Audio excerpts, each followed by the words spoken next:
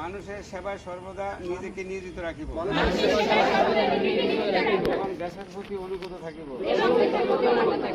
দেশের একতা ও শৃঙ্খলা বজায় রাখবার জন্য সর্বদা সচেষ্ট থাকিব। পরিচ্ছন্ন বাংলাদেশ গড়িয়া তুলিতে সবসময় নিয়োজিত রাখিব।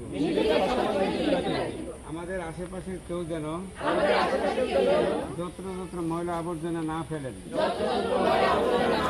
সেই বিষয়ে সচেতন করিব। সর্বদা সাংবিধানিক নাগরিক দায়িত্ব পালন করিব। দেশের প্রচলিত সকল আইন মানিয়া চলিব। হে প্রভু আমাকে শক্তি দিন, আমি যেন দেশের সেবা করিতে পারি।